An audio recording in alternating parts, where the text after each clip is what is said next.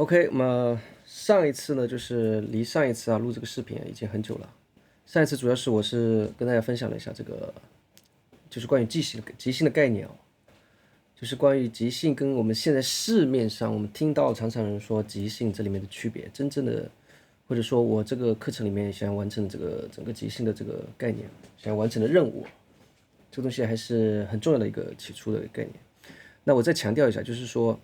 我在强调说我们这个现在我这个教的这个课程里面，就是说我想跟大家分享的这个里面，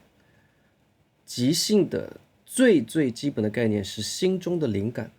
或者说它的根基它最基础的根基是在于心中有一条旋律，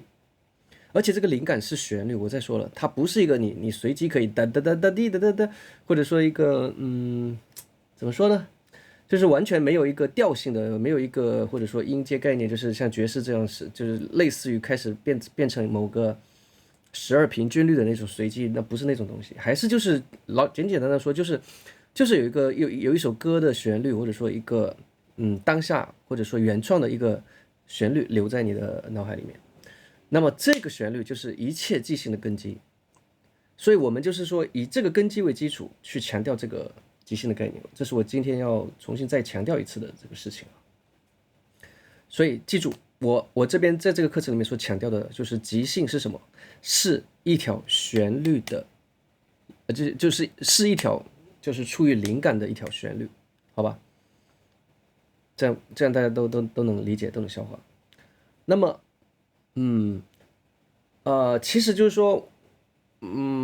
比如说我们有时候涉及到说一些即兴，它并不是一些旋律，比如说我们就是一些分解的一个即兴，就是无旋律的伴奏，比如说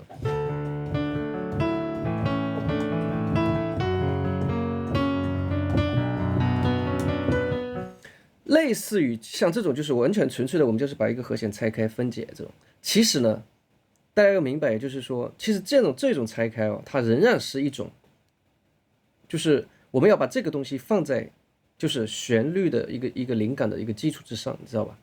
你不能是把它打成一个零碎的东西，这不知道明不明白大家就是说，其实我们的无旋律的这种伴奏，就是这种分解的这种东西，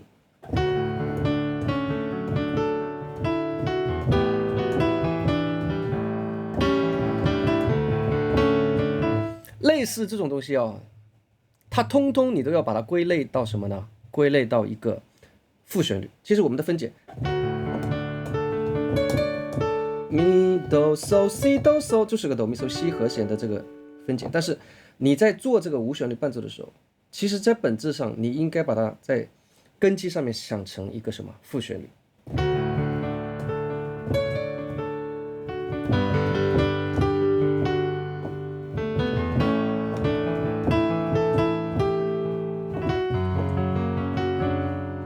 OK，所以整个我们的即兴其实本质上就是一个副旋律的即兴。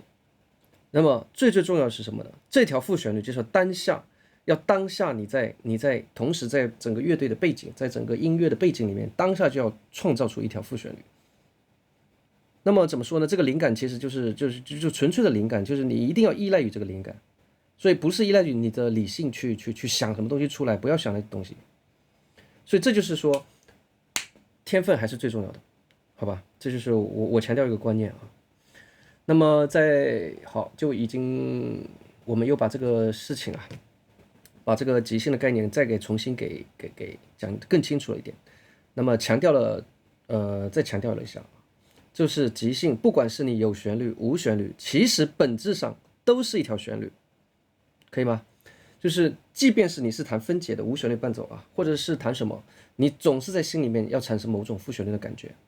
那个东西才是真正的即兴。而且再强调第二点，就是说你这个旋律不要靠脑子去想出来，不要想3-1-2-5，然后5-3-2-1，这是或者是去理性的思考它的这个上下浮动，它是一个心里面产生的灵感，或者说你要依赖于某种怎么说呢，比较玄乎的东西，你要依赖于是吧，上帝的赐予，或者说怎么说呢，就是这个意思所以不是你自己能做什么 ，OK， 是你成为一个器具，让那个灵感流过你，好吧？那先把这个即兴的概念再重复加强一遍。那我就把这个视频呢，我就要先暂停到这边了，然后我重新再讲更细的，然后等一下我要讲一个整体的导论啊，整个这个我们从这个就是说这个灵感的复旋律怎么开始，然后我们后面又是怎么去发展它，成为一个庞大的一个东西，好吧？那么这个视频就补充到上一次这个即兴的概念，先听到这。